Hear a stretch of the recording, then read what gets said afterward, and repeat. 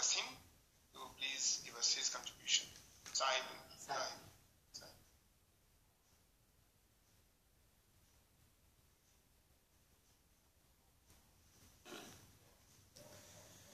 कलौ मोहागारे विषय विससन्तप्तमनसां तमश्चक्रे दूरं मृदुसदुपदेशामृतगिरा सतां चेतस्तोषि द्विहृदयवनानां मृगपति परेशं साक्षातं गुरुवर कबीरं हृदय नुमः। यो ब्रह्माणं विदधाति पूर्वं यो वै वेदांश्च प्रणोति तस्मै तमः देवमात्मबुद्धिप्रकाशं मुमुक्षुर्वै शरणमहं प्रपद्ये मुमुक्षुर्वै शरणमहं प्रपद्ये। सोहम हंसा सदगुरु शरणम। सत्य पुरुष परमात्मा हम सबके हृदय में विराजमान सदगुरु कबीर साहिब, परम श्रद्धेय महंत श्री जय परमहंस जागेश्वर साहिब जी, परम आदरणीय इस जूम के माध्यम से जुड़े हुए सभी महंत साहिब भक्तगण, सभी को हमारे मॉरिशस के महंत साहिबों भक्तों की ओर से सादर साहिब बंदगी, साहिब बंदगी, साहिब बंदगी। आज का विषय बहुत ही सुंदर, राग और वैराग। सदगुरु सत्य पुरुष परमात्मा ने हम सब लोगों को इस जीवन को चलाने के लिए 3 शक्तियां दी हैं, मनसा वाचा कर्मणा। मन है, वचन है और कर्म है। मन जिसे हम देख नहीं सकते लेकिन अनुभव करते हैं, वचन जिसके हम द्वारा बोलते हैं, अभिव्यक्ति करते हैं, और कर्म हमारी कर्मेंद्रियां जिनके माध्यम से हम कर्म करते हैं। तो ये राग भी हमारे इन तीनों के माध्यम से हमारे जीवन में सतत चलता रहता है। जैसे अभी हम सत्संग में जुड़े हैं, सत्संग के प्रति हमारा प्रेम, हमारा इसके प्रति राग है। लेकिन ये राग कैसा है? सकारात्मक है, क्योंकि हमारे लिए उपयोगी है। हम इसके माध्यम से सत्य मार्ग पर चलने का ज्ञान प्राप्त करते हैं। सदगुरु की भक्ति कैसे करें इसका हमें अनुभव होता है। तो सदगुरु कबीर साहब ने कहा, तन का जोगी सब करें, मन को करे न कोई, सहजय सब सिद्धि पाइए, जो मन जोगी होए। राग और वैराग, जैसे मैंने अभी कहा कि राग का अर्थ होता है जिसमें हमारा मन लग जाए, जिसकी ओर हम प्रवृत्त हो जाए, आसक्त हो जाए, और वैराग्य अर्थात उससे विमुख हो जाए। ये मन के भाव हैं, क्योंकि गुरुजनों ने कहा मन एवं मनुष्याणाम कारणम बंध मोक्षयो। मन अगर हमारे सत्मार्ग की ओर चलता है तो यही मन हमें सत्यलोक के द्वार तक पहुंचाता है, और यही मन अगर बुरे कर्मों की ओर लग जाए, उस ओर चिंतन करने लगे, तो हमारे बंधन का 84 लाख योनि में पुनः जाने का कारण बन जाता है। तो सदगुरु कबीर साहब कह रहे हैं, तन को जोगी करने के अपेक्षा मन को योगी करने की आवश्यकता है, अर्थात मन को वैराग्यवान बनाने की आवश्यकता है।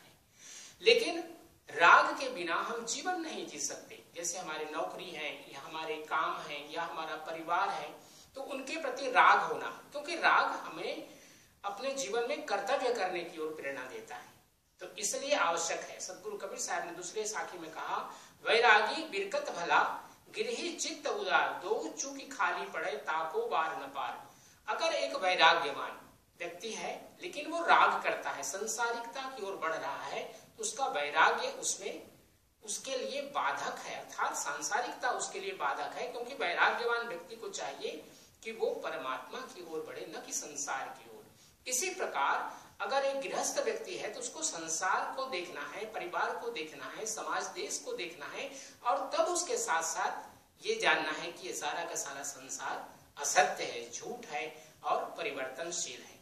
क्योंकि कहा गया, साधु होना चाहिए पक्का होके खेल, और कच्ची सरसों पेड़ के खरी हुआ न तेल। हम गृहस्थ हैं तो गृहस्थ के धर्म को अपनाएं, और उसके लिए पूरी लगन और सच्चाई के साथ गृहस्थ धर्म को हम पालन करते हुए अपने जीवन को बढ़ाएं। इसी प्रकार अगर कोई सन्यासी है, वैरागी है, तो उसे चाहिए कि अपने जीवन में वैराग्य का आसक्ति से मुक्त होकर के वैराग्य की ओर उन्मुख होना चाहिए, अर्थात उस ओर प्रवृत्त होना चाहिए। अर्थात अगर दोनों में सम्मिश्रण हो जाए, मिलन हो जाए, मिलावट हो जाए तो दोनों के लिए हानिकारक है। इसलिए सदगुरु कबीर साहब ने कहा कि चढ़े तो चाक है प्रेम रस और गिरे तो चकनाचूर, अर्थात इन दोनों ही मार्ग में हमें पूरे कर्तव्य निष्ठा के साथ आगे बढ़ना है, तभी हम इसमें सफलता प्राप्त कर पाएंगे। मोटी माया सब तजे झीनी तजी न चाहे, और पीर पैगंबर औलिया झीनी सबको खाएं। क्योंकि हम सब लोग कभी कभी जैसे मैं परिवार से मुक्त होकर के यहाँ पर एक सन्यासी का जीवन व्यतीत करता हूँ, लेकिन अगर पुनः हमारी प्रवृत्ति हो जाए कि हम परिवार की ओर बढ़ते हैं, तो एक प्रकार से मोटी माया हो गई। हमने परिवार को छोड़ा, ये मोटी माया। लेकिन अगर हमारे अंदर में सम्मान के लिए ईर्ष्या द्वेष आदि अगर हमारे जीवन में आ जा रहा है, तो ये झीनी माया है। और सदगुरु कबीर साहब ने इसीलिए कहा कि मोटी माया तो सब लोग छोड़ देते हैं, वैरागी जब बनते हैं, वैराग्यवान जब होते हैं तो, लेकिन झीनी माया हमारे लिए एक माया का काम करती है, झीनी माया, और ये हमें पुनः पुनः प्रवृत्त करती है संसार में आने के लिए। अगर हमारे जीवन में काम है तो हमारा काम, जैसे काम, क्रोध, लोभ, मोह, मद, इन सबको हम बुरा समझते हैं, लेकिन अगर यही अच्छा हमें रूप में देखना है तो काम हमारे लिए किस लिए होना चाहिए कि हम सभी के लिए मंगल कामना करें। इसी प्रकार क्रोध करना है तो अपनी बुराइयों के लिए, जो हमारे जीवन में बुराइयां आ गई हैं, उनके लिए क्रोध करें और उस बुराइयों को दूर करने का प्रयास करें। इसी प्रकार लोभ है, जैसे अभी हम सत्संग में आए हैं, हर सप्ताह आप लोग सत्संग में भाग लेते हैं, तो ये लोभ होना चाहिए कि सत्संग हमारा छूटने न पाए। कोई विशेष कारण हो जाए तो बात अलग है, किंतु हम सत्संग में गुरुजनों का दर्शन करने के लिए, स्वाध्याय करने के लिए, शुभ कर्म करने के लिए सदा हमें लोभ होना चाहिए, उस ओर प्रवृत्त होना चाहिए। बुरे लोभ नहीं होना चाहिए, लेकिन अच्छे लोभ होना चाहिए। इसी प्रकार अहंकार से भी हमें मुक्त होना है, लेकिन अहंकार अगर इसलिए हो कि मुझे सच्चे सदगुरु मिले हैं, इसका यदि अहम भाव आ जाए या गौरव हो जाए, और इसी प्रकार से कि हमें सदगुरु मिले जिन्होंने हमें इस भक्ति के मार्ग में लगाया, वैराग्य के मार्ग में लगाया, इसके लिए हमें गौरव होना चाहिए। अहंकार एक बुरा है, लेकिन गौरव होना ये सकारात्मक भाव है। सदगुरु कबीर साहब इसने कहा कि मन ना रंगाए रंगाए जोगी कपड़ा, अर्थात हमें मन को रंगने की आवश्यकता है। सांसारिकता से विमुख होकर के सदगुरु के जो रंग है, लाली मेरी लाल की जित देखूं तित लाल, तो सदगुरु का रंग हमारे जीवन में आए, यही हमारे जीवन का लक्ष्य होना चाहिए। ये दो शब्द अवसर दिया परम श्रद्धेय साहब ने।